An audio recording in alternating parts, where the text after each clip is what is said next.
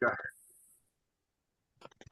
All right, ladies and gentlemen, thank you for joining us today for the Brooklyn Tea Party, February 1st, 2026 Zoom meeting. Wow, we're in the 250th year of our country, the founding of our country, and this will be a glorious patriotic year. And with that being said, we're going to have a lot of fun endeavors coming this year, especially in the country and in this city. We have to deal with a lot of horrors with our new mayor. So let's just hope the golden age of America will continue throughout the year for all of us. With that being said, we do have a couple of candidates on our Zoom meeting today that would like to talk about their candidacy. So with that being said, we do have John. John, if you could introduce yourself with your first and last name so everyone knows. If you could unmute him. Let's see if I can do that. Shari, could you unmute him, please? John, are you okay? I see you're unmuted. Okay, John, please tell us where you are. If we could do side-by-side video now, Sherry, when John's speaking, and then me. All done. Okay. Oh, it's done doing that? Okay, on my end, I don't see that. Okay. If that's being done, John, please tell us what district you're running for and about your candidacy. Go ahead. Good afternoon, President Nacera and everybody else on the chat and Zoom. Thank you for allowing me to speak. My name is John Riccatoni. I am running for District 47, which is Bensonhurst, Bath Beach, Gravesend, Dyke Heights, and part of Midwood. Okay. And tell us, why did you decide to run for office? The reason why I decided to run for office is I'm a 20-year veteran from the NYPD, member of service, police officer. I've seen a lot going on with how the police are being treated, how perpetrators are out the next day, whether it's a robbery or a burglary, even with like low crimes that actually people. That's why you go into the stores and you see all the things locked up, because they honestly just get arrested. They get a desk appearance ticket.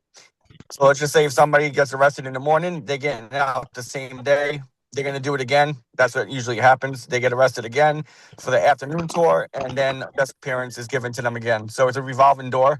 They're not getting the help they need. They should actually go to rehab, because most of the people that are stealing are actually on drugs. They're actually selling the merchandise to the corner stores. So there's a lot that's going on. With that being said, I believe that there has to be better law in regards due to bail reform. It's very dangerous for everybody out there. Even police officers are leaving their tour and getting robbed and jumped, and their gun was taken away too as well. So nobody's safe anymore. It's very concerning, and that's why I wanted to actually run. Well, thank you. Is there a particular neighborhood issue in your community that is a driving issue that you would like to solve if you could? So in my area, which would be 86th Street from Bay Parkway to about 24th Avenue, there's a lot of illegal vendors. They take up most of the sidewalk. It's actually happening in front of two banks, which is TD Bank and Chase Bank, which is very dangerous, because with them being outside and there's stuff on the floor, or whether they're selling food, it's very concerning and dangerous for people that are walking, because sometimes you have to like walk away around them, and people tend to fight when they get pushed or whatever like that. So it's very dangerous.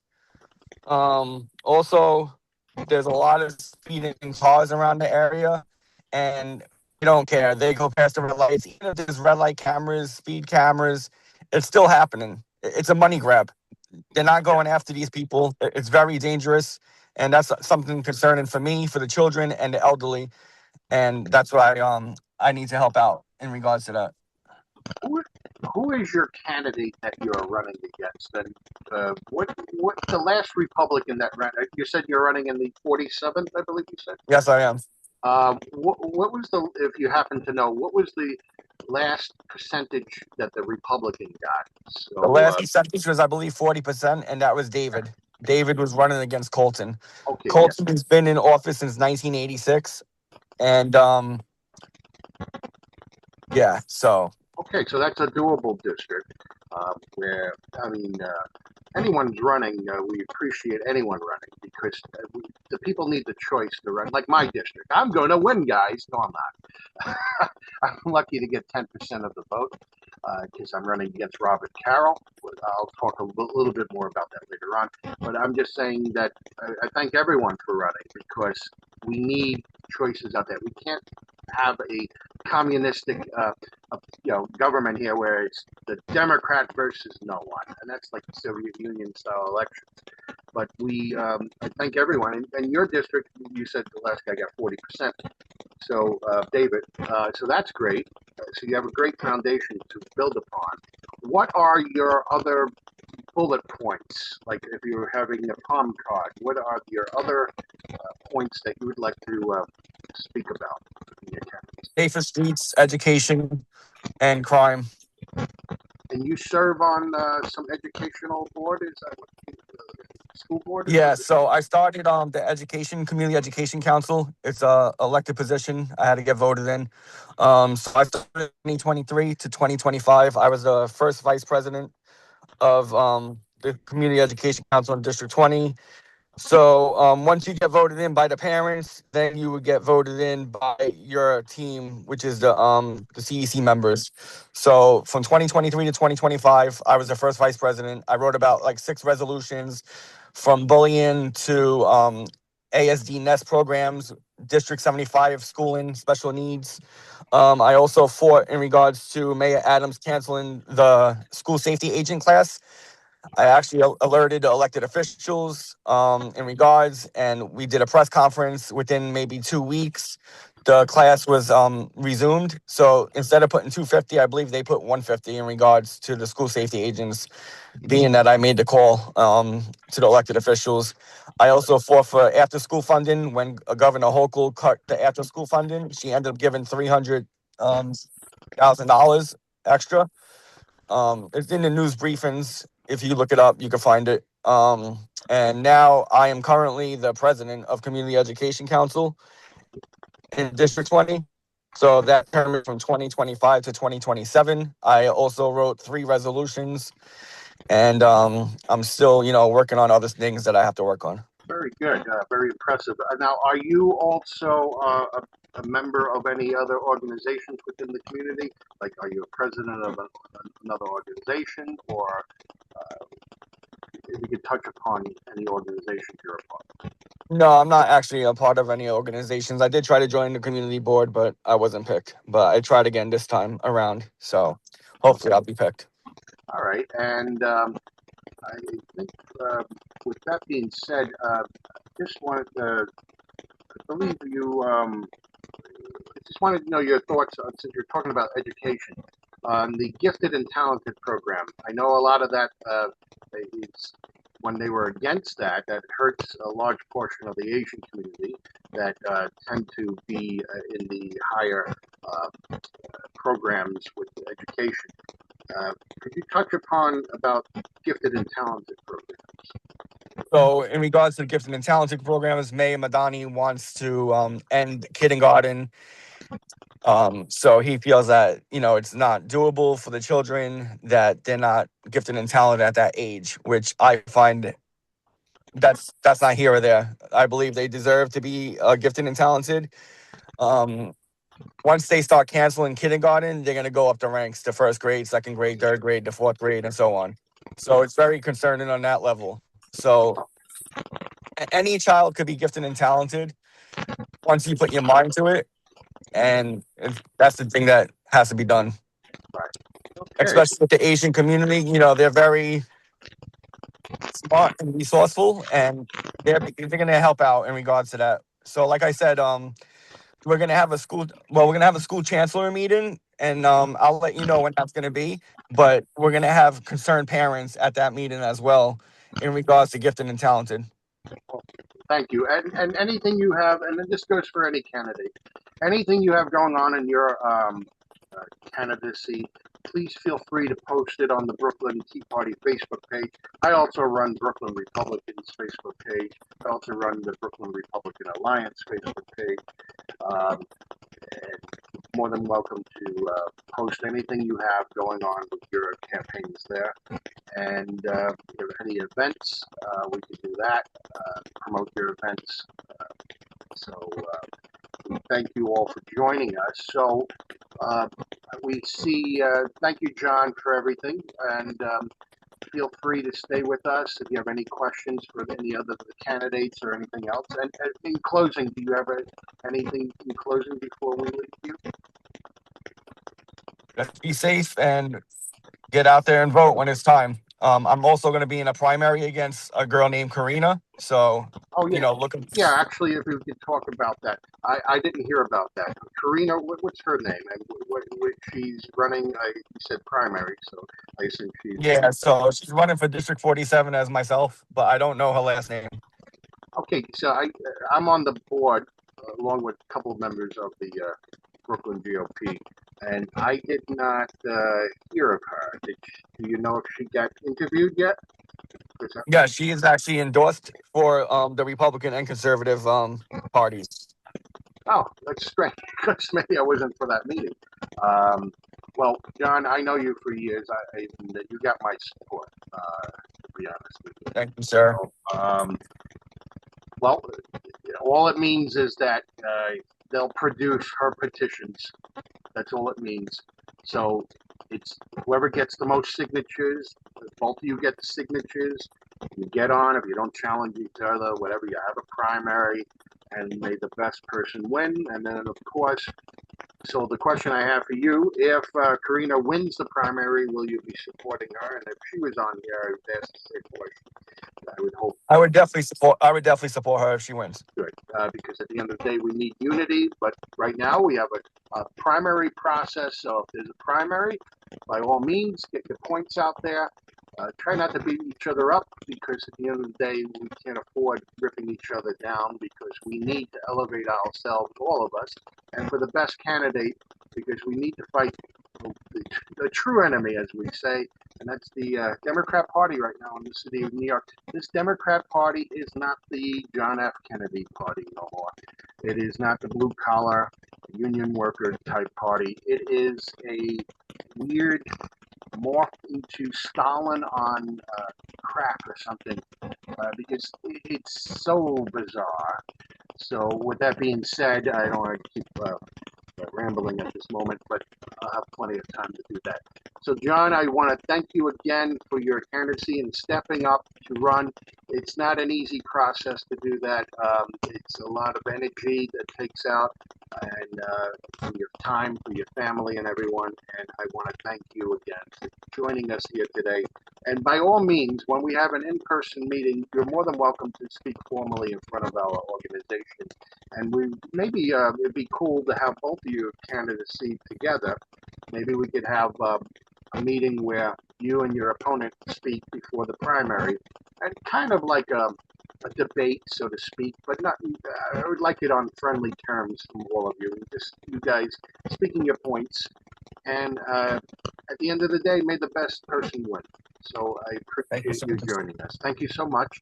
And thank you, Fred. Thank you all. Thank you, Sherry. I guess the next person, Sherry. Hold on, Heshi, if you have a question, because your hand is raised, please type in your question, just like everybody else. Thank you. Okay. Well, no, yeah, if you could type it in, Heshi. Well, let's see if you could unmute Heshi. Unmute him for a second. He might have a question or something. Glenn, I'm trying to keep the rules applicable to everybody. Okay, well, all right. Heshi, do you have a question?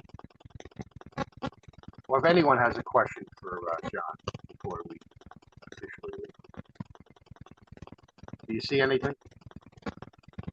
No questions. Okay.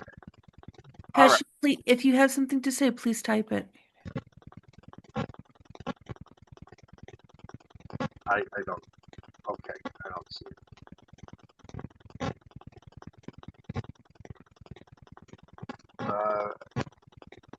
Okay. All right. If no one has any questions, then I guess we'll move on. I see something popping up in the chat. Okay, so You don't see something popping up in the chat? I see something. Let's see. Pesci wrote, John, you're great. Welcome to the club. John wrote, thank you. And then Shari, hi for those. Is that the original statement? Okay. 141.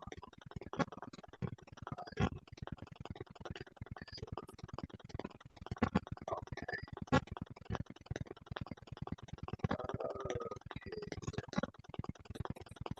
Pesci wanted to say something. He says, unmute, please. Pesci is. I think oh, okay. I just- A couple of things. First, actually, yeah, I think it's just This- to keep things more orderly to type the questions in. And I don't Yeah. know who Well, DJ I think that- L7 is that's running for office. I don't know. Well, what I'm saying with this, with the unmuting thing, is because Heshi's our vice president. I would like Yes. for him to, he's not like a regular audience member, not to be elitist here. But I would like him unmuted. Unmuted. Glenn respectfully said, I mean, everyone should be treated equally. Well, then you have to mute me. You know, like, you see what I'm saying? All right, this is great filming. All right, so please, okay, Heshi, we'll just type in your question, okay? What was this question?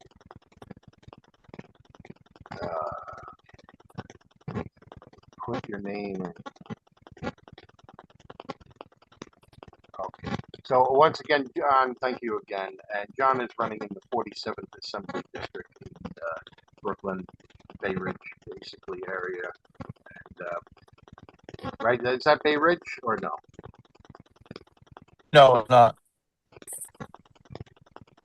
Yeah. What was the neighborhood? I know you mentioned it before. What was the neighborhood? Bad Beach, Bensonhurst, Gravesend, Dyker Heights, and part of Midwood. Okay. Very good. Well, thank you, John. Heshi's comment says, John, I support you 100% and I will help you where I can. Thank you, Heshi, sir. All right. Thank you. And I see someone that says Ed Lee, candidate for New York AD 36. So is the Ed Lee in here also? Yes, he's in here as well. So Ed Lee can go after Tom. Okay, so Ed Lee, you could speak after Tom and talk about your candidacy, okay? So I think also just one other thing, Benny is here now, right? So yeah, well, that ship sailed right now with the swearing. well, all right, well, We could do that. We could do that at the end. at the end. Okay, Okay. Benny will swear you in at the end. Okay. Okay, so ladies and gentlemen, I would like to introduce our next candidate. Tom, if you could introduce yourself with your first, last name, the district you're running in, and why did you decide to run? How you guys doing? My name is Tom Stanton. I'm running for State Senate, District 26, which covers the south end of Brooklyn here from Verrazano Bridge to Brooklyn Bridge. And I'm running because I see a big problem with the left side, and I definitely want to help our Republican Party unite and bring in anyone could speak in my area, and I want to help everybody. Okay. What major issues that is driving your community that you feel that you would like to see solved? I'm a retired NYPD detective. I believe in safety, crime prevention, and also I look at things like these city bikes and safety with the bike lanes, the speeders. Also working with the major artery on us is the BQE, and we have 11 miles of the BQE out of the 19 miles, and I really want to I have a tough road ahead of me because I have a very democratic area in from Sunset Park basically down to the rest of the borough, and I want to work with everybody and continue with things that one side seems like they're only interested in helping themselves. Right. Now that the district is called what? The 20, what's the Six, the 26. 26? And I believe that technically used to be the Marty Golden district, and he had Yeah. a different number. I think his was 22. What was it? I forget. It might have been. I don't know if it was always the 26.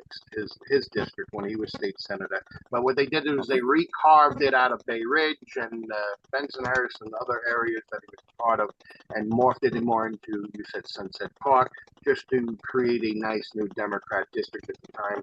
And that's where we had Marty Golden lose at the time a couple of years back. Do you happen to know what the percentage was of the last candidate that ran? I believe it was around 23% on the Republican side. And who was the candidate, if you recall? Vito Labella. That's right, Vito. Another former NYPD. And people of the 26th district, wake up. Stop voting for these Democrats. I mean, you know, what they provided us, but nothing but misery. But could you tell us more about your candidacy in the sense of what are the major issues you would like to, like, what are you supporting for school choice, stuff like that? What are you, your other points? Education is important, and also when I see this Gifted and Talented program, I definitely want to see people being recognized for their hard work. Everyone has their own unique way. Even children with disabilities are gifted and talented, and I definitely want to be in support of that. I want to learn from the community what their parts and what they believe should be brought in, and work on it so it's agreeable to everybody. Right. Well, definitely. Look, at the end of the day, you might have an uphill battle in your race because you only have a foundation of 22 to 23%, but that doesn't mean it's not doable. So we could figure out how to build upon your foundation and to get your candidacy going. At the end of the day, people need to start waking up because they have to realize when is enough enough. When do they realize that communism does not work? Because that's what we have right now in our city. It is totally on steroids. So if you could tell us what other things that you would like to see done in your community besides the bike lane things that you mentioned, safety issues. Is there a particular project in the works? Like I know there's a lot of the shelters being trying to build, or they're building them, or they're trying to build. Do you want to touch upon other stuff like that? I definitely agree with the homeless shelters and stuff. I wouldn't want them to be near schools and sensitive locations like churches and stuff like that, where they might disrupt the safety of others. Now, what about just popped in my head in regards to the shelters? They're looking to close down Rikers Island. So, if they're going to close down Rikers Island, I assume they want it totally gone, where there's no more prison there.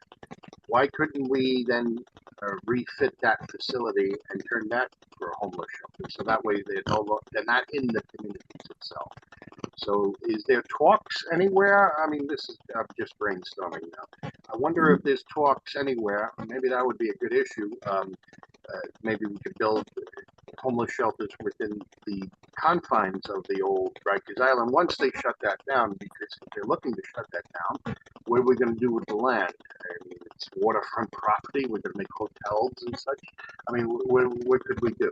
We could, in my opinion, re-facilitate that into the homeless shelters.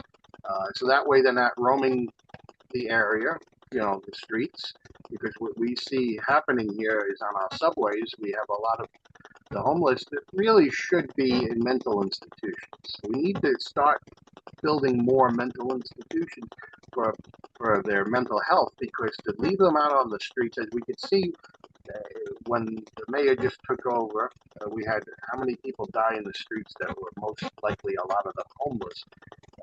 because of this cold. And it's unfair to them. It's unfair to humanity to see people rot in the streets of the city of New York.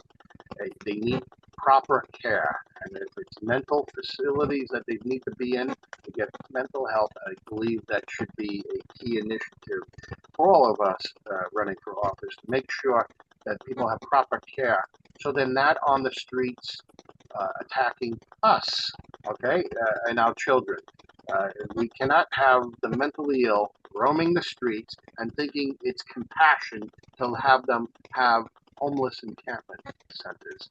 And like with the mayor, if you were a former NYPD, now know that the mayor has put an order in to not to touch any homeless encampments, to let them stay out in the streets. And they think that's a good thing. I think that's a bad thing. They need to be housed in proper facility, having their mental health, making sure they get proper medicines, so they're not running around with knives and killing people or doing any crazy stuff that will affect all of us as a collective. They like to say, collective words and all that, but all of us as a collective in this city, so we're not involved in that.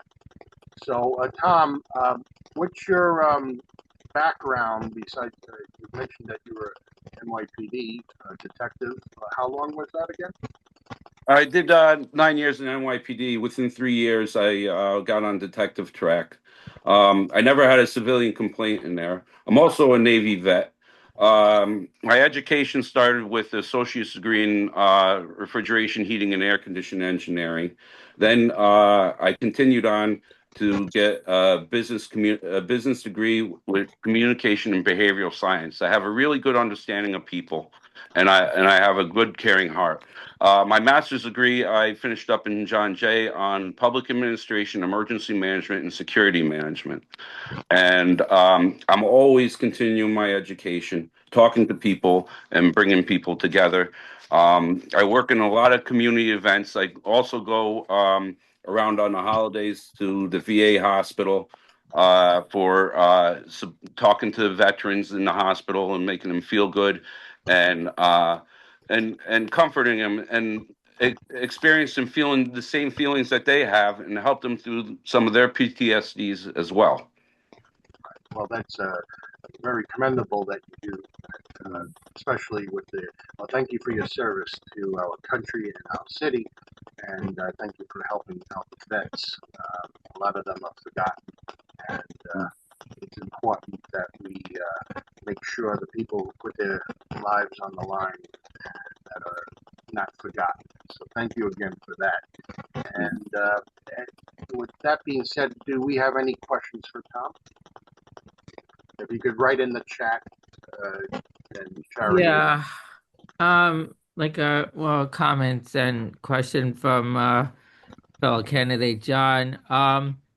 Do you know that Andrew Gonatas wants little kids at the age of 5 to learn about sexual comprehensive education? He is actually a co-sponsor to the bill. Do you have any comments on that? Yes, I do. Right now, as you know, I'm a Republican and conservative background, and I think that is very wary and dangerous for children. But as I'm growing now and getting ready for the candidacy, I definitely I have my agreements on that, and I'm getting ready to put that stuff out. And I don't want at this time. I don't want someone from the left to try and do some gotchas on me. And but you know where my standards are. My standards match with you guys. Okay, well, I think it's very important, whatever the issues we are with, that we just say what they are and never worry about what the far left, oh, we're going to try to get their vote. They will never vote for us. They're far gone. They're out of there. Those radicals, we'll call them, will never change. These are the ones that go around and get the police in space and all that. Those you'll never convince. They're gone. The ones you want to try to convince are the people in the middle of the road, the independents and what have you, and that's who you hope to get. So at the end of the day, whatever the issues are, just say what they are. And I know it's your first time running, and look, all of us we're not career politicians per se, but it's important to always stand firm of whatever you Yeah. and not worry about what other people would say in that regard. Just say, whatever you believe. It's important to always just say it straight, like our president says it on his mind. Apparently, it works for him. Right? Get elected twice, maybe 3 times, but that'll be under investigation. But I appreciate Tom and Tom. Anything else? Yeah, a couple other things. Did we get Robert back in? Okay, we're trying to make sure everybody stays in. Heshi, our vice president, he said it was great meeting you at the executive meeting, and thank you for all you do. Heshi would be interested in joining you on one of your visits to the VA. So I think it'd be great if you guys could network with each other. Benny, our secretary, has a question. What's your position on school choice and vouchers? Um, this issue with school choice is definitely on my on my where I'm looking to do. But I also have like feelings of like how they're running the school system. Why is also the teachers not getting the same benefits from the Department of Education gets a pension versus these other education groups and stuff. And I definitely want to. I think there should be a freedom of school choice and inside our system. I think John, I think just gave the thumbs up on that. John Riccone. Also, unless he has a question, I'm familiar with that. So when you have that thumbs up, I guess does that mean, Sherry, that they have a question when they have thumbs up, or they agree with the statement? I think Benny is agreeing with the answer. Yeah. Okay. Not familiar. So any other questions, guys, for Tom? No, doesn't not look like it. I just also want to add that I grew up in Manhattan. I grew up around a lot of Democrats, and I have a strong Republican background amongst my friends and family. And my father, he was from originally from Crown Heights into East New York. He's Italian and Eastern European background. My mother's from Norway. I have a lot of immigrants in my family as well, and I understand the worthiness of coming into the country properly. Absolutely, because at the end of the day, it's about coming here legally and following the laws of our land. And for those who are recent immigrants, it's a slap in their face. They did it right. They spent thousands of dollars on immigration lawyers to become a citizen of this country. It's like someone standing on a line in the movie theater and someone cuts right in front of them and they say, "Hey, Usher, look what just happened. I'm on this line for an hour and these group of people just cut in front of me." And then the usher tells those people, "It's okay. Oh, and by the way, no more tickets." And so, look, at the end of the day, follow the rules of our country. Everyone is welcome. This is a melting pot, as we know, for at least well over 100 years or better, when we had immigrants coming into this country on a larger scale through Ellis Island. Back then, if you had a cough, you were deemed defective, and they sent you back to your country of origin. And you had to have a sponsor back then. A lot of that with jobs waiting for you and such. And there was no welfare system back in the early 1900s, and so you had to fend for yourself. So we are a nation of immigrants, but proper way of going into this country. All our rules, regulations, everyone is an American at the end of the day at that point. But to think that we are a nation without laws, we cannot continue then as a nation if we don't have laws. So thank you, Tom. And if anything in closing you would like to say, or I think you mentioned.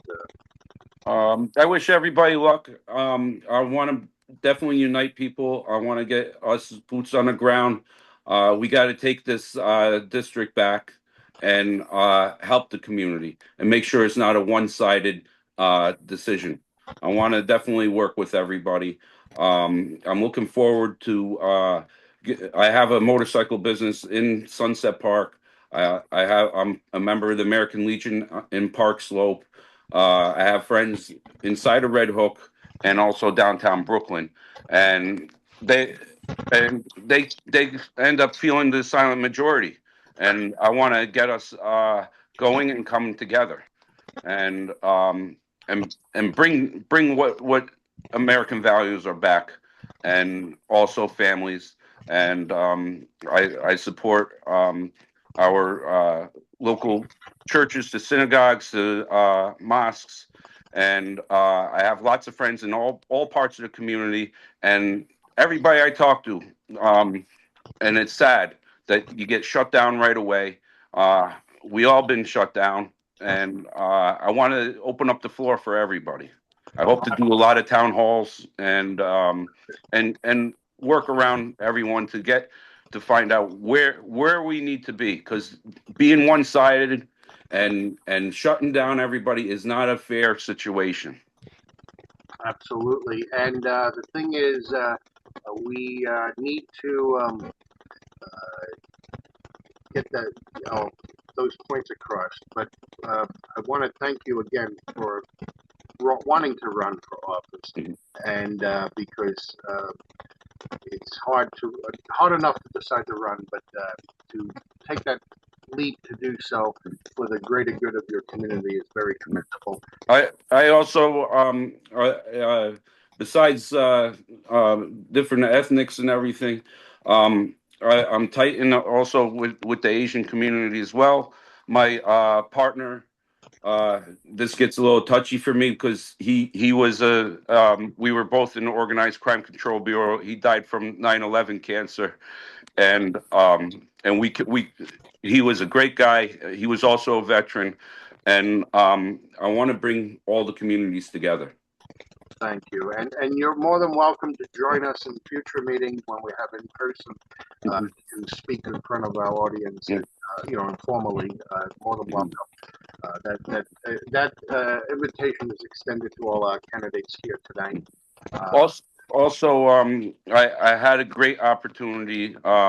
Was helping Curtis Lewa with his campaign, working with Heshy and in the Borough Park community. And I ran into a lot of old friends because I also worked in the 6-6 precinct at one time. Oh, did you? And I really, I have a really caring heart for everybody in the community. When were you at the 6-6? Around 2000, I think around 2008, 2009. I was doing my narcotics runs there, and my specialty was in the opiate dependence of pills, and I saw it across the board in all nationalities, the problems that family members had. And also, like, we could get into other stuff in the future with bail reform. All this stuff is, we can't have this revolving door, and there should be some type of standards and everything. Absolutely. Well, I'm an auxiliary police sergeant at the 66th precinct currently. I've been there for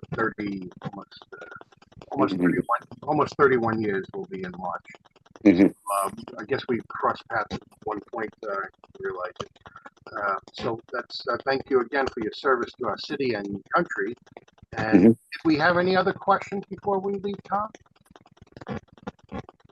maybe Ben. Please always be open with me.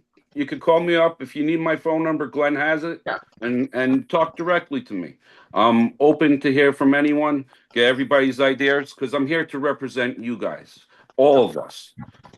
Thank you. And I know Heshy mentioned that we would like to, when you go to the Veterans Hospital, Yes. like to go with you. So we could probably Definitely. Larry and Larry, any other questions for Tom before we leave him and go to the next candidate? No, I think No other questions. no other questions. Thank you, Tom, again for joining us. And like I said, in the future, you're more than welcome to join us formally in Okay. Thank you very much. I'm looking forward to it. Thank you, and please, you're more than welcome to stay for the rest of the meeting. We're just going to mute you right now, and thank you again. And we're going to our next candidate. I believe it's Mr. Lee. I think it is. What's the first name, Sherry, of the other candidate?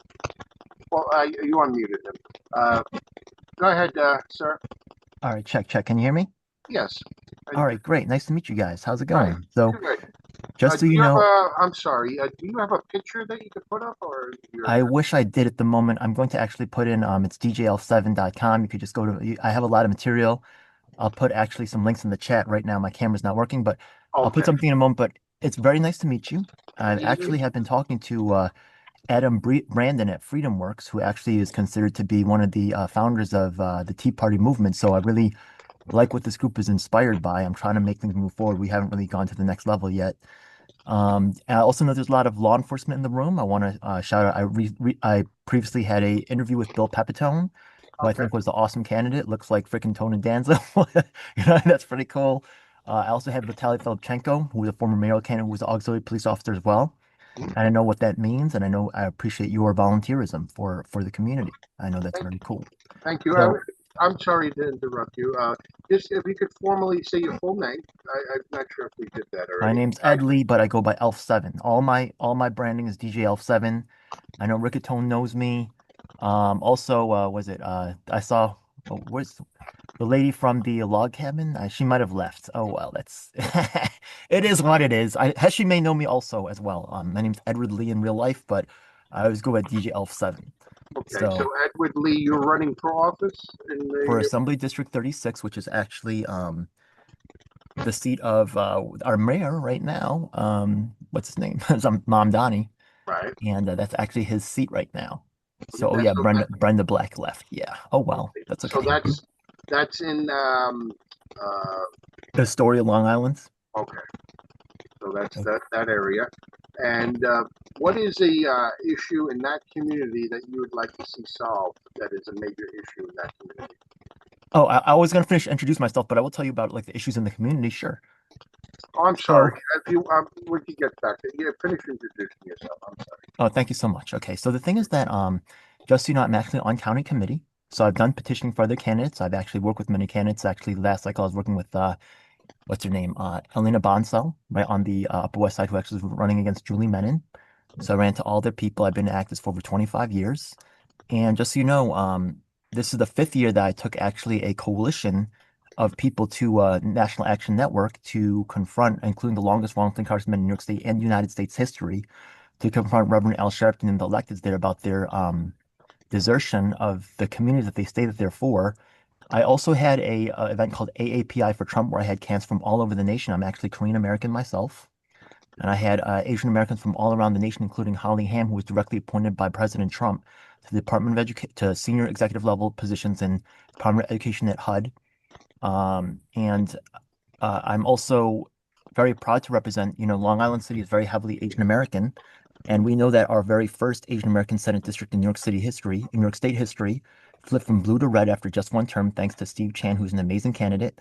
And I'm really trying to magnify this and really lock in this and actually create a national movement where Asian Americans see the hypocrisy and that the Democrats are not really working on their side. Now, earlier there was a lot of comments that were made earlier. Some of them I agree with, some not so much, right? But I know people feel like the far left cannot be brought over to the Republicans, but when they realize, actually, I used to be in the Green Party, but when they realize how the Democrats are actually exploiting the poor, you may find that I believe what's the Conservative Party chair, Jerry Kassar, has said, if you're not progressive when you're young and conservative when you're old, you don't have a heart and you don't have a brain, right? This is a common saying. So there may be a lot of young people who really, once they understand republicanism and independence at a better level, may be more amenable than you might think, because a lot of them have been brainwashed so heavily. So that's just a quick introduction to myself. You asked what's a major issue going on in my community. Well, right now, let's take a look at unfortunately, New York City is a pioneer in this law called COPA. I heard somebody say something against communism. You're damn right, it's communism, where they're going to try to take these properties and make them for these experiments by these bougie bougie civic leaders who have no idea what they're doing and have. I want to stop Cope in this community, and we know that Long Island City is actually there's a large amount of development going on, and you know who's really benefiting from that, right? Is it really the elite class that's kind of like victimizing us? You know what I'm talking about, right? Right. Yeah. So just we're usually fighting against the same crew all the time. That's why we're grassroots. That's why we're the Tea Party, right? So all right. Any other? Go ahead. I think someone just mentioned a question quickly. Why can't we see the candidate? He has a problem with his camera right now, so he can't have an imagery. That's why you can't see the candidate. Yeah, if you go to dgl7.com, you can see my work. I'm actually going to put a quick link in the chat to my YouTube channel, one of the videos there, and you can actually see my picture there if you guys really want to see what I look like. Yeah, I just some people want to make sure. No problem. I understand. So there would be one thing with that. So anyone, he'll be doing that in a brief moment. But have you ever been involved in politics before your run? Absolutely. I told you I'm in county committee now, so I'm already an elected official. I unfortunately moved to Long Island City recently, so the fact of the matter is that I petitioned that area several years, so I know people, right, all the registered voters, but I don't really have that here because I just moved to Long Island City. I worked with many campaigns, and I was also the former New York State coordinator for something called the People's Party. And like I said, I have more candidate interviews than any other candidate than any other YouTuber. And I've actually recently had a free workshop, which I wish I would have attended this one, but with professional political consultants, including Jay Townsend. I don't know if you've ever heard the name. Dion Powell was also one of the presenters, and also Brett Halsey, who's running for Wisconsin governor, was actually the people who were presenting. Okay, very good. And what other points that you want to see done in your candidacy? Like, what's your bullet points on your time card? Like, what Okay. other So the thing is that really, right now, the Mamdani one, and the fact of the matter is that I also had a town hall on higher education at Columbia University, where actually I exposed how the CUNY system, the Inspector General of New York State, actually uncovered that they were using funds, government funds, to pay for a lobbying, literally paying for people who are, the same thing that you have to see happen with DSA getting all these young kids to go out and work for these candidates. They are really brainwashing these kids and offering them $2,000 a semester for for jobs to become professional activists, which is unfortunately the right is not really matching. I had contacted Turning Point USA. I had contacted other groups like that, but they did not actually really work together in any. They're too busy guarding their own stuff. Like Young Republicans, they did not participate. And I'm sure many people here have experienced that as well. That's okay. They're all guarding their own territory. I'm not mad, but the thing is, in a free market, we're getting our asses handed to us, and we got what we deserve. I can, because of my work with the longest lawmaking congressman in New York State history, including Otis Johnson, where I had a town hall with them, which Maud Maron's people attended. She was running for district attorney against Alvin Bragg, just so you know who that is. We showed that the Democrats didn't attend, and that was with the tenant associate president of Douglas Houses, the Public Housing Association, who was teaming up with me to run that event.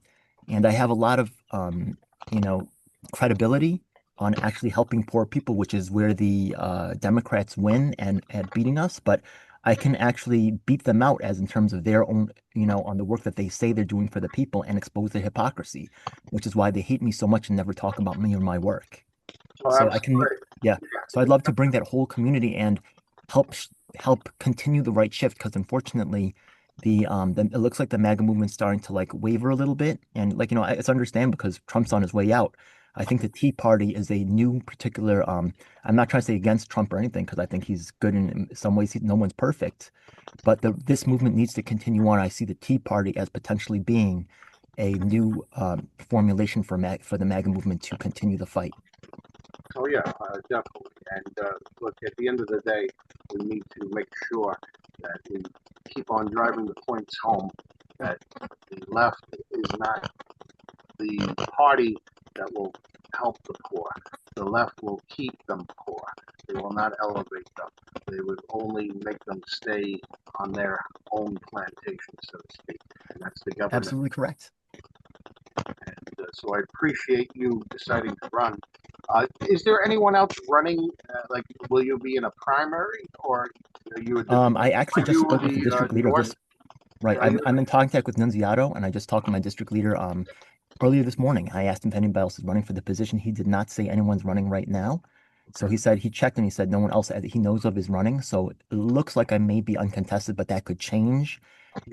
Because I do a lot of work, I also have some resistance, which is normal and natural. So it's quite possible another candidate pops out all of a sudden, or maybe not. But I'm okay with it either way. Yeah, But because as of now, you there's have a nobody. primary of anything. Now, did you have a formal interview through your local GOP?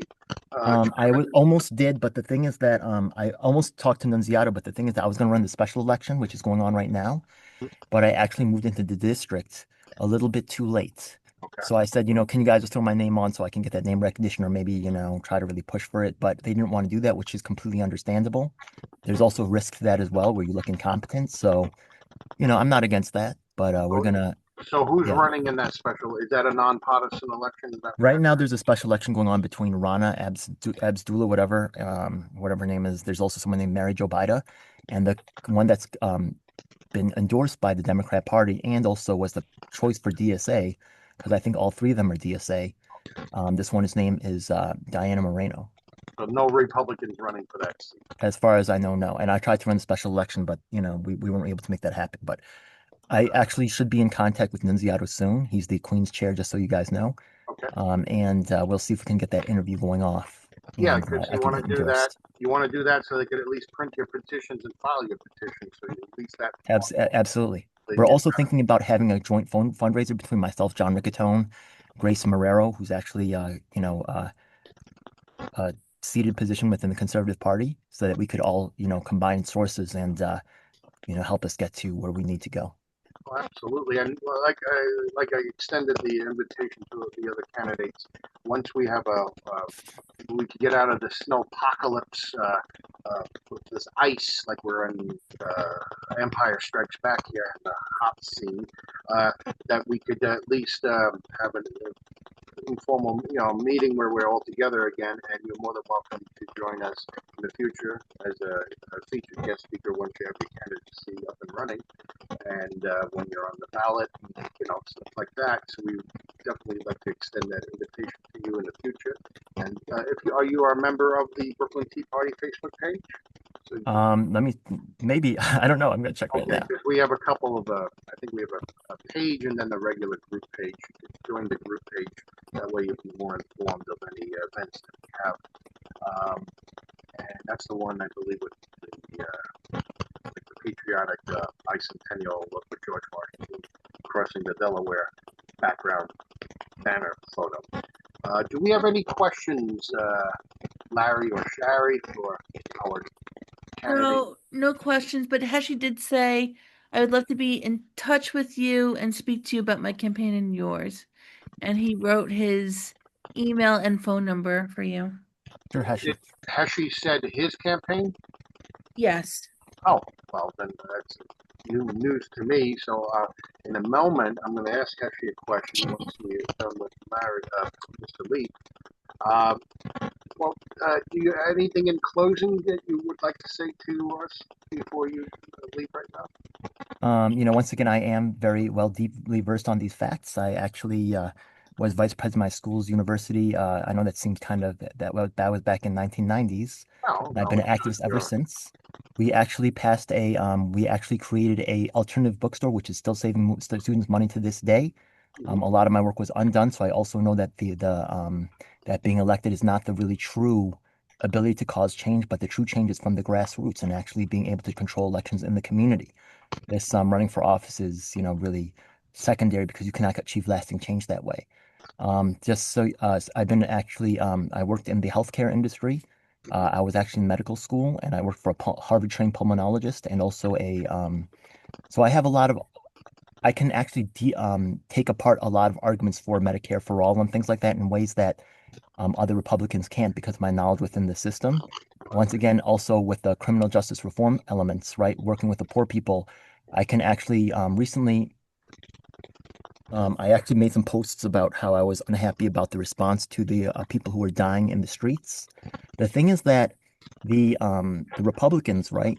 The thing is that they don't want to live in Democrat-controlled city. Why? Because it's unsafe and violent, right? But the thing is that who controls those homeless shelters? It's Democrats who actually make those Democrat shelters unsafe and violent. In fact, those people, right, are fleeing those shelters to the point of freezing to death. Even an animal would jump out of the cold. But those shelters are so unsafe and violent that they refuse to stay there. I think that instead of pointing the finger at, Mamdani and saying, we don't like the fact that he's not forcing them to the shelters, we got to examine why who owns those shelters? It's Democrat Party leadership who's making money off the homeless like crazy. How much money do we spend on the homeless? A little under $4 billion, okay? And that goes to pay their salaries of the executive board who makes $700,000 plus per year, which is actually the United States president only makes about $400,000. That's double the salary of the United States president. The poor people are not getting those issues. So I think that the Republicans could really win by taking that issue on in a slightly different way and exposing the mismanagement and the danger of having Democrat, in charge. That's a very good point to bring up. Thank you. You definitely spot on with that. People need to hear that, and it's very important that we highlight the hypocrisy of the left, because that's what it is. It's Last thing I'll say is it's an honor to be here. I love the Tea Party. I love what you guys are doing. Thank you. Well, I appreciate that, and thank you for joining us. Any other questions from the audience? With that being said, Yeah, no questions. It's just Benny had a comment. Anything basically sort of agreeing with you. Had anything the government runs is crap and most likely a scam. So, okay, thanks for that, Benny. I'm here for the government. I'm here to help you. Right. Right, like what Reagan said, right? Okay. Yeah, no, I don't see anything else.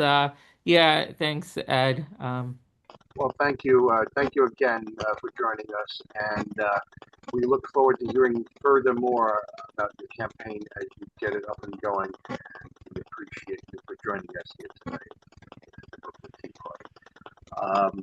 Okay, Larry, if we could mute him, and now let's see if we have another candidate in the holding here. Right now it's Do we? all right, so just mute the last candidate, so we have even. Okay, Hashi, you said, are you running? If you could just quickly type, are you running for something? Let's unmute. Unmute him. Oh, wait, hold on. Unmute. Hold on a second. Technical difficulties. Too long to explain. All right, we're gonna unmute Hashi. Okay, unmute him. Hi, Hashi. Are you running for office? I thought you weren't. So as of now, it's in discussions, but as of now, I'm just in the background with Nachman Kala. I mean, we still have to see what he's doing, even though he has accepted it, but he keeps changing his mind daily and calls me every day. So I really I'm preparing myself, as well as I'm preparing my campaign committee. Mm-hmm. I'm preparing supporters in case there is an opening for me, which looks like it might be. But Okay. Again, Nachman Kala, is very shaky. Well, keep in mind we're being recorded. I'm just saying. That's why I wish you were the one running, but that's my opinion. I don't want to make any trouble in the party, so that's what they wanted. So, but I am going to be preparing Just in case I have to, and if not, there's always the city council that I have to prepare for. So either way, I will be running either for that or for the next city council race. okay. Where is that located? Next city council race. It'll be for Ina Vernakova's seat. Oh. Okay. You technically in that district? or you were Yep. moving to that, or how does that work? I'm registered there now, and I have a house in that district. Yes. Very good. So you will be able to run then. Okay. Right now, we're just preparing for any mistakes and making sure that all our T's are crossed and I's are dotted. And but Are as you- of now, I'm just in the background. I'm helping Nachman Thaler, helping the party. By the way, there's a lot of noise when we see you on the screen. There's a lot of jiggling, Larry, what's all that noise when we see Glenn? I have a crappy computer, so you're probably hearing my fan. Let me see if I move this Ah, away from there. And it's not even that loud in here, so I'm not sure why we're hearing some weird background. every time we see you, it just makes a lot of noise. A lot of noise. Yeah, Right, Larry? Larry, is it a lot of noise on your end? Now it's better, but you still hear it lightly. Okay. There was some noticeable, but it wasn't. I think we were able to hear everybody, but yeah, there was something running in the background Only there. I only But we can't see you, Larry. Larry, what happened to your video? Where? Well, I only have the best technology. Anyway, 19. I'm going to drive off later on in my Model T Ford. But well, that's good. So, Heshi, are you still in the 44th Assembly District, or are you in a different district now? I am. I'm in my family's the 44th, but I'm also in the 22nd State Assembly District, both houses, as Right. both state Senate district. Again, I'm not doing anything now. I'm just sitting on the back benches. I'm consulting with Nachman. I'm helping him with private stuff that he needs help with.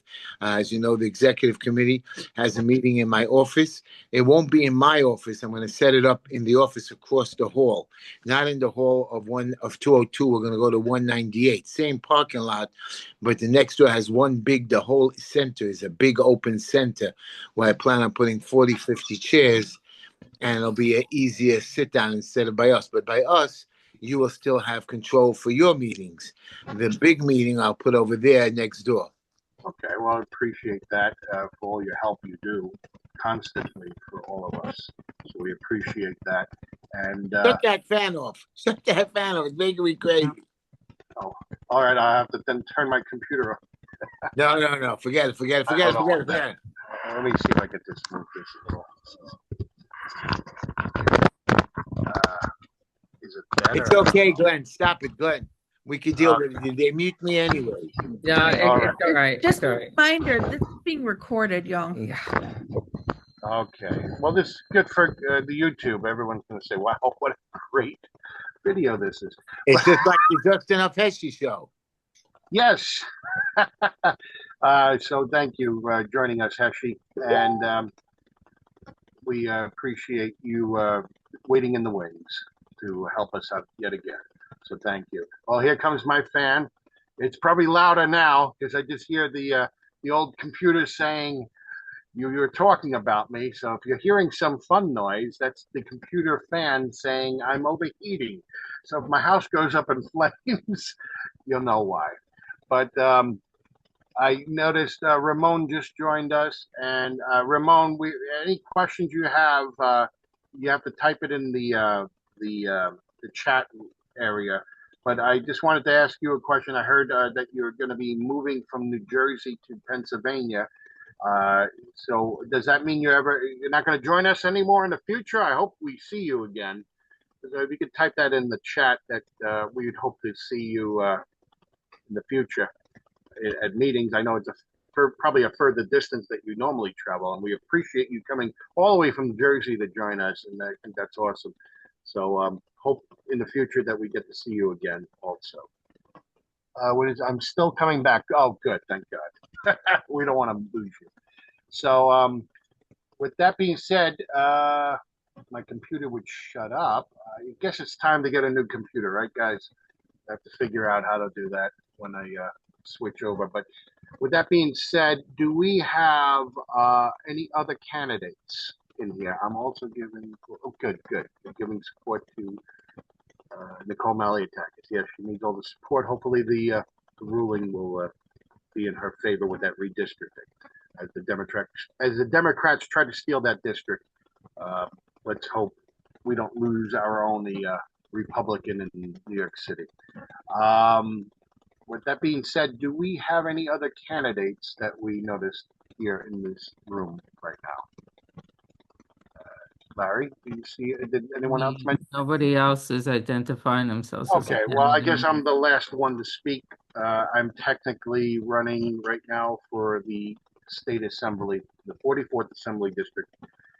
For those who don't know who I am, I'm Glenn Nocera. I'm currently the president of the Brooklyn Tea Party, president since 2016. This is, I believe, my 10th or 11th term coming up.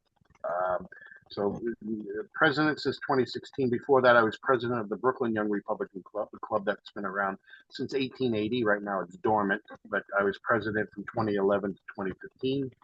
And before that, president of the Brooklyn College Young Republicans Club from 1995 to 98.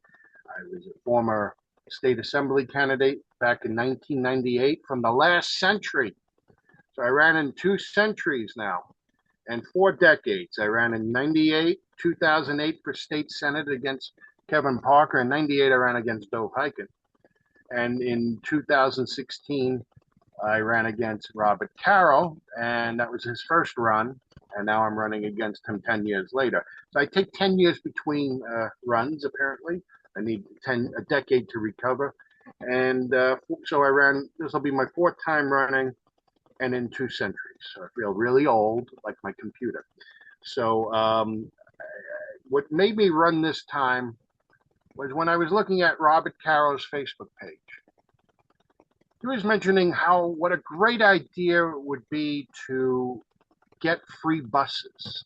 And the idea would be parking permits for us to pay to have parking permits to park in front of your house, how that would work.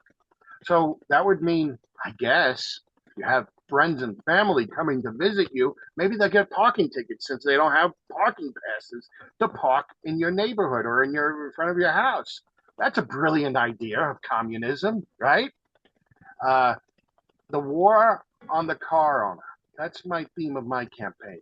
Stop the war on the car owner. These idiot politicians have to realize that car owners, novel idea, vote also.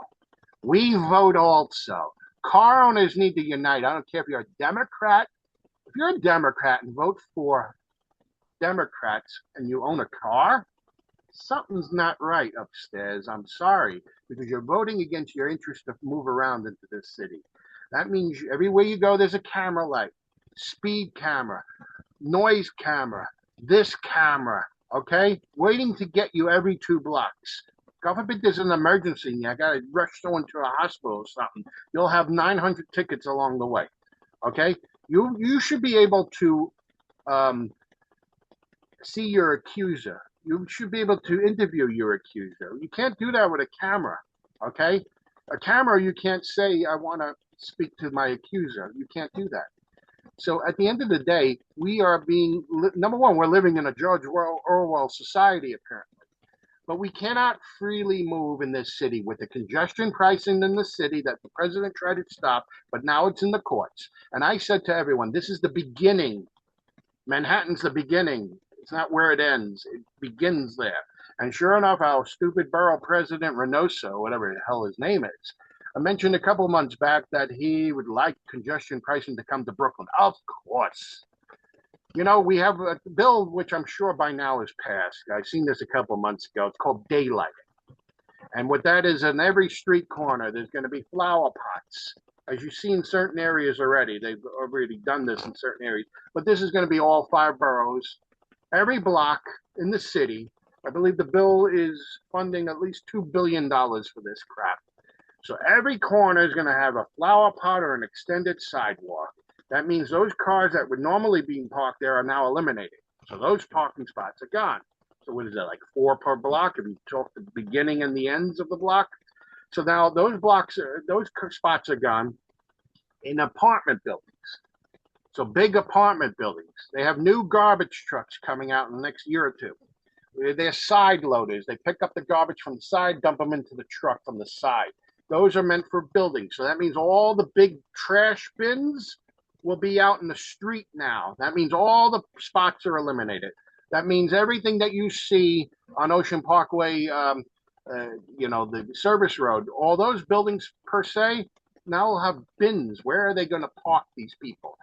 We're going to have knife fights for people trying to find parking spots. It's going to be like a Mad Max movie because you can't freely move in this city. Everywhere you go, you're going to have bike lanes. I see city bikes encroaching into my area all of a sudden. As you see more liberals, you're going to see more city bikes. And now around street corners, now we have where cars would park, you throw a city bike, as opposed to putting it on the sidewalk against a park area or whatever, where there's a lot of room to put. Fine, if it's there, whatever. But no, they're eliminating parking spots on purpose.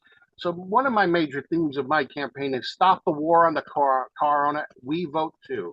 So I asked Democrats, Republicans, everyone to join me in my campaign and to stop this insanity.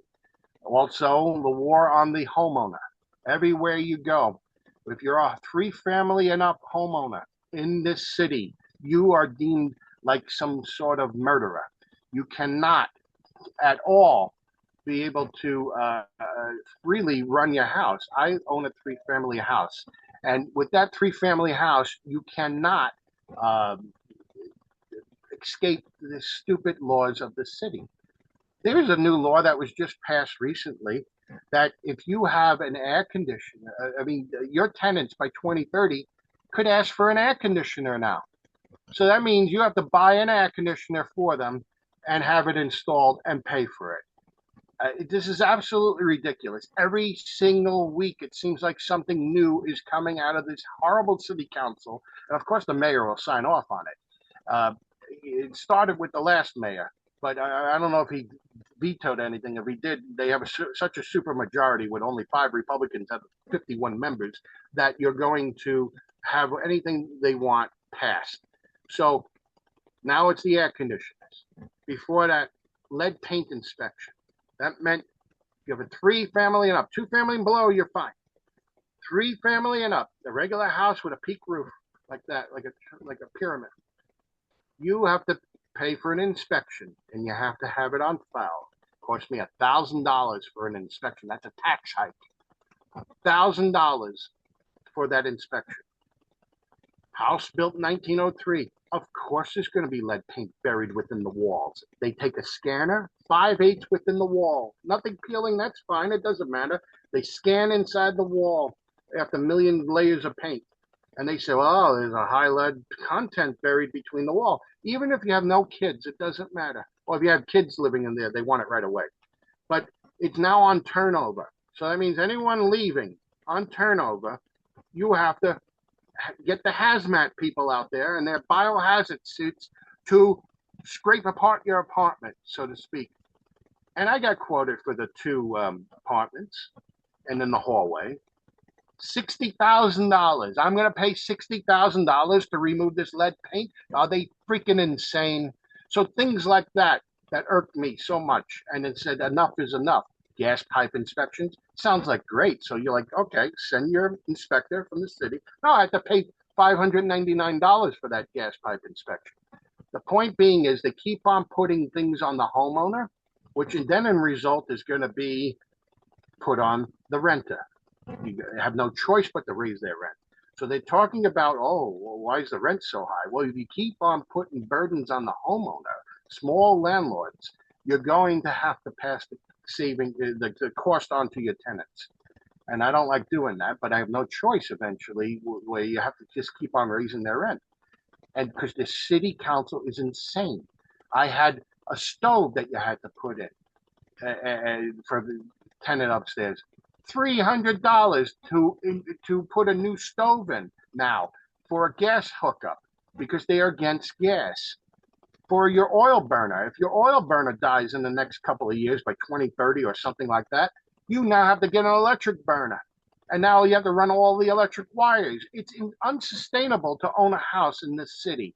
And they create it that way because at the end of the day, they're communists. Plain and simple.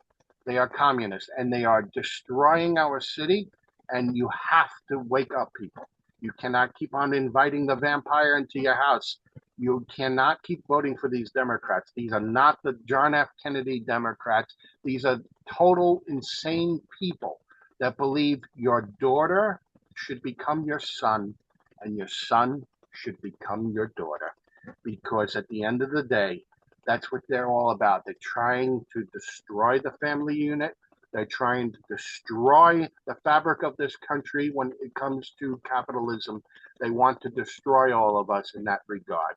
They're against police. They want to defund the police. They want the criminals to run the streets like a Mad Max movie, like I mentioned before, trying to get the spots. Because that's what they're about right now. And for anyone to say, you know what, the Democrat Party's for the poor. No, they're for to keep the people poor. Remember that. They're against entrepreneurialism. They want businesses not to thrive. They want to keep on putting regulations up the wazoo. I just got something in my mail saying my home value. They claimed it went up $325,000. When you look on Zillow of the home prices, there's nowhere near. It's a couple $100,000 off. But they did that. They raised the price so they could raise your property tax. So they could say, we never raised the percentage of your property tax. But they do that when they raise the evaluation of your homes. When you raise the evaluation of your homes, that means now you're paying more property tax. That's what they're doing. They do a little math trick. They claim we never raised the property tax rate. Technically, they're right. They raised the value of your home way above what Zillow is showing you what the property is worth. They put by hundreds of thousands of dollars so they could raise your property tax. So those are the main crux of the issues. Of course, the bread and butter, law and order, and other issues like that. Larry, is there any questions from the audience for me? There are no questions. Right. I mean, we're talking about, like the congestion pricing is another tax. Don't give up. Eric mentioned about free subway, Metro Mover, and free local buses in Miami City, Republican. Ed, I'm not going to read it, it's a bit long, but he has some statistics about the lead that you were talking about. And Heshi supports you 100%. But no, I didn't see any specific questions. Well, about the lead. Yeah. Yeah, touch upon a little about what he was saying about the lead. I guess we had some time. So this is what Ed Lee was saying. Estimated 1 in 5 New Yorkers, about 1.8 million people, may be drinking water from lead or possible lead service lines, according to reports from New York League of Conservation Voters and NRDC. Up to 41% of service lines in New York City are either known or suspected to be lead, with higher rates in Brooklyn, 46%, Bronx, 42%, and Manhattan, 44%. Highest risk areas include Jamaica, Queens, Pelham, Throgs Neck in the Bronx, and Port Richard and Staten Island. While they worry about lead in the paint, there is lead in the water of 1/5 to 1/3 of all New Yorkers. Kind of scary. So, well, if that's I'll use a water filtration system because at the end of the day, Yeah. what they want to do next is tell the homeowner, rip out your pipes and put new pipes in. All right, you gonna pay for it, city? No, you gotta pay it, landlord. Rip out your pipes, spend 10, 20,000. Why not? Go bankrupt. Because at the end of the day, what they want to do is take the homes away from private owners. The city wants to take your home. Remember, the mayor hired this new freakazoid, whatever her name is, the weird one, we'll call her. And, the housing department, right? Yeah. They want to take our. Eva, Yeah, she said, "Oh, her name. you shouldn't be able to. You shouldn't be able to have a profit on your home, so to speak." I'm paraphrasing. You shouldn't be able to make a profit on your home in your investment because they're a whole new way of thinking or whatever they want to call it. It's communism. See, Mendami calls himself a socialist. Well, guess who didn't come out of the closet? He didn't fully come out of the closet. He's a communist. Okay, he's not a socialist. Come out of the closet, Mandami. We can have a parade for you. You can march in it, blow whistles. You're a communist. You're a damn communist. Wake the hell up, people. This is what you voted for when you sat on your asses and sat home and say, oh, the Republicans, they're all the same. We are not all the same. What are you talking about? Why? Yeah, we're promoting this weird crap. No, we're not. Wake up, people. Yeah, You gotta not get all. up. You cannot sit home and I can't go out. You literally have a freaking month to vote. You can vote from your house. You can say, I don't feel good. I need the thing sent to me. You have a month to vote. There's no excuses why anyone, especially in this upcoming midterm elections, you cannot ever sit. You invite the vampire back into the house when you do so. When you allow the Democrats to be put in power again, throughout the country or in your state to begin with. When you do that, all you do is invite crazy crap to be in there. Look at Virginia. Now they're having buyer's remorse with all the taxes they just invited in, right? When Glenn Youngkin left and this weird person came in for governor of Virginia and they didn't vote for the Republican because whatever reason they do, people become very jaded very easily. It's just the human nature, I guess. One cycle you'll vote normal, and the next you won't, or you'll keep on not voting the way it should be, and you just keep voting these people back in. You're voting in psychopaths. Let's just be honest here. You're voting in people that want to transform our country from capitalism to communism. It's plain and simple of what it is. And you cannot tell me otherwise because of their policies. And remember, their religion is not being Christian, Muslim, or what have you, Judaism. Their religion is environmentalism. And they use that as a key to go against capitalism. Okay, remember in the 1970s, in the Time Life magazine, it was what? Be prepared for the next ice age. Then it became global warming. And then when all that crap became like, what are you talking about? It became climate change. They just like to control the language. Remember, the left controls the language. That is why a man is a man doesn't really mean that anymore in their terms because they control the language. A woman could be a man and a man could become a woman. No, they can't. And I'm not saying being disrespectful to anyone that believes in that in the regards to discriminating against them in the sense of their jobs or anything like that. No one should be discriminated against. No one should be made fun of, bullying, nothing like that in the sort. I'm just saying that there are people that believe that a man is a man and a woman is a woman, and they shouldn't be chastised and lose their jobs or anything along those lines. That's what I'm saying. That you cannot have that where your kids are being thrown into that mix. A parent should have a right to have a say in these matters.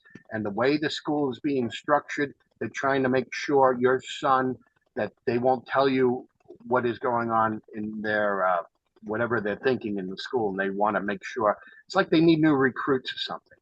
Look, stop that. The parent should have the right to say what they want to do in regards to raising their own child.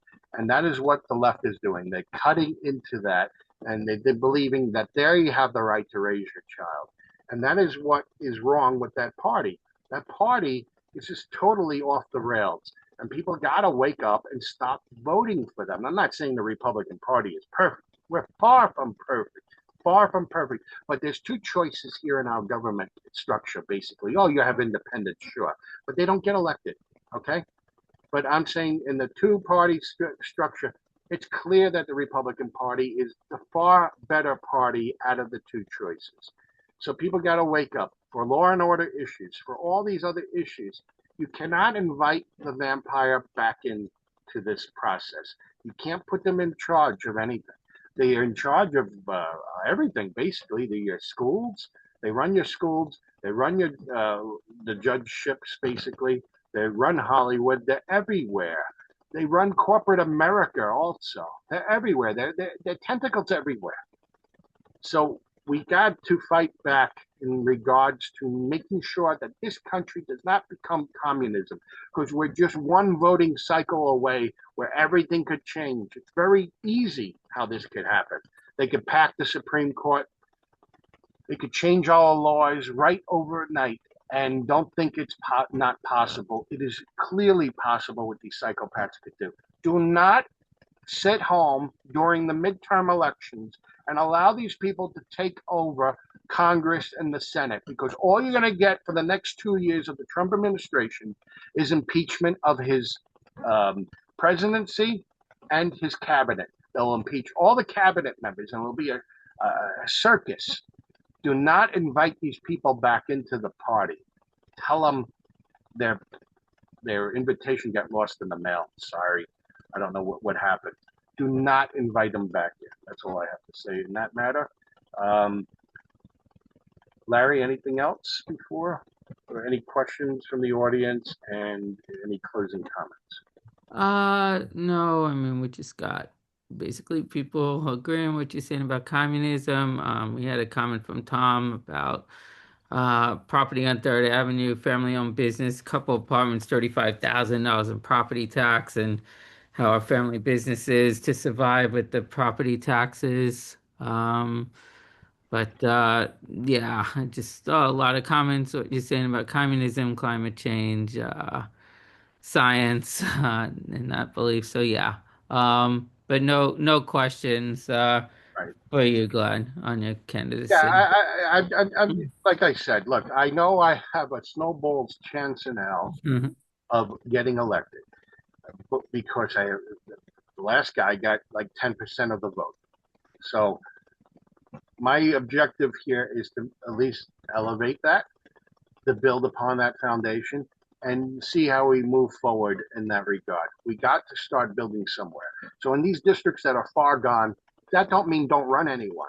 So I'm going to have a problem myself running around in the streets like all of us in this cold air, because it'll be cold in March, because they used to do it in the summertime and they changed these stupid laws, and now we're running in the darkness of March, where it's still dark out, at least during the summertime it was light out later.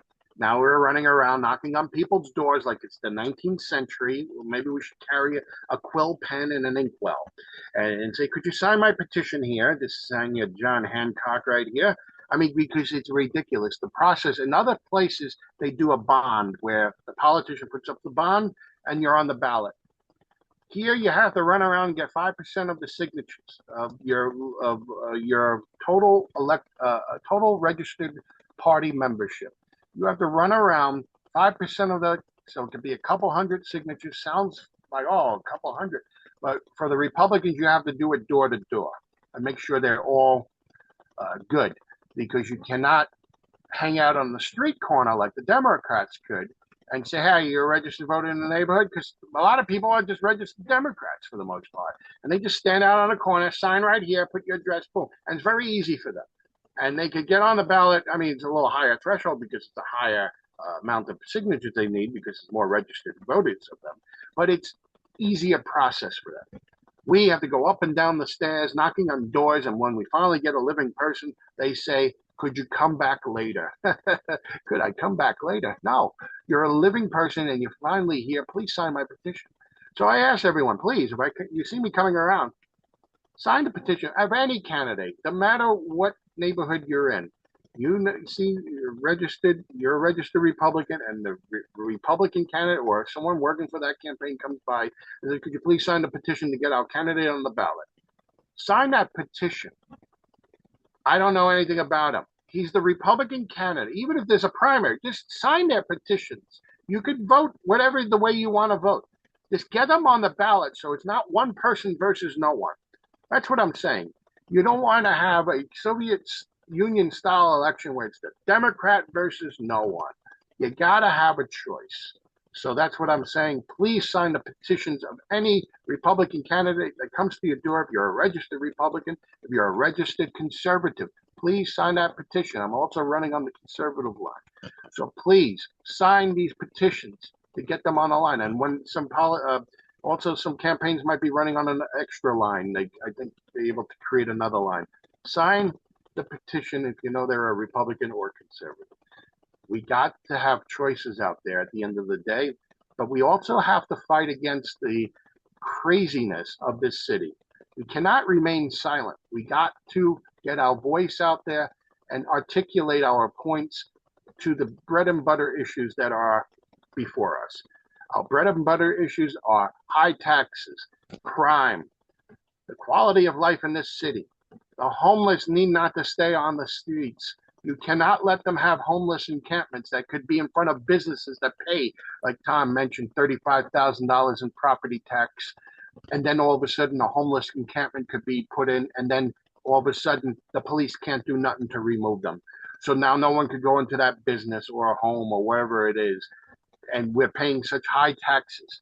And they think it's okay. And they think that's humanity doing that, allowing a person to rot on the street.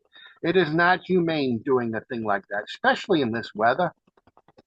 These people have a lot of mental issues. Not everyone, I'm not saying 100% of everyone. Some people have circumstances in life that they become homeless. And it shouldn't be something of being ashamed of. Sometimes things happen in life. And we should make sure people don't rot on the streets of this city. And they should be properly taken care of. And like I mentioned, they cannot be rotting in the streets. Something like Rikers Island opens up, rehab that place, put them at Rikers Island then. Let them have their mental health facilities there. People need to, at the end of the day, not be rotting on our streets. So we have to be compassionate as a society to not forget about especially a lot of homeless are our veterans. We cannot forget about those who gave their lives and also for those who given everything up to fight for our freedoms. And especially in this year of our 250th year of our founding of our great nation, we cannot forget those who have fought for us. And we should always do whatever we could do to help them. So with that being said, I say thank you all, and God bless you for listening to me. Thank you. Yes, thanks, Glenn. I think I don't think we have any other candidates. We have some other business to do, but I don't think there's any other comments or. I saw a comment pop up. I'm not sure. Someone mentioned about today's Democrat Party. Eric is talking a lot about the Kremlin. Today's Democratic Party is corrupted by the Kremlin. I don't know about this, but okay. Well, anything's possible. Well, remember, we live in a world of that can't be, that can't happen. That's not true. We lived through COVID. They're the ones that told us we can't leave, you have to get this shot or lose your job. And you're like, no, that'll never happen. That sounds like a George Orwell book. And, like at the end of the day, who was proven right at the end of the day that people shouldn't have gotten the shot? Because if you got the shot, what happened? You saved grandma, right? When you got that COVID shot, what did you do? You prevented it from happening, right? You prevented from spreading it, right? Wrong. You still gave it to grandma. That wasn't no damn vaccine. I don't know what the hell that was. Do you? Because you still spread it and you still got it. So I don't remember getting a little bit of polio when I was a kid. I got the polio vaccine. That worked. Did I start reciting FDR speeches, getting a little bit of polio yesterday, December 7th, 1941? No. So I don't know what the hell that was. But I do know one thing. Our government forced people to get the shot or lose your job. That was disgusting. That was disgusting. And I'm glad the president at least tried to bring back our military that was thrown out by our last occupier of the White House, and to get those soldiers back their jobs if they wanted it and with back pay, because that's ridiculous. So that's what I'm saying. We don't ever say, oh, that can't happen. We live in a world that can't happen has happened. And it might sound conspiratorial. It sounds like, we need a little aluminum foil on your head. but to just remember, anything is possible in this world, and never discount things, and never say, "Nah, I can't," because that's how things happen here. We got to be always aware that anything could happen, and you got to fight against stupidity. Anything else, Larry? That's it. Yes. Benny is saying it's tyranny. Benny, we need to swear in Benny. Okay, so what we're going to do here is we're going to end the recording portion of our thing. I want to thank everyone formally that's now going to be watching this on YouTube. Thank you again for joining us, listening to our candidates that joined us tonight or this afternoon. And we thank you all for joining us for the Brooklyn Tea Party, February 1st, 2026 Zoom meeting. With that being said, we're going to end the recording now, and we're going to get to other business with the Tea Party. So for those who would like to still stay on, that's on our Zoom meeting, you're more than welcome to stay aboard. But right now, we're going to end the recording for the YouTube audience.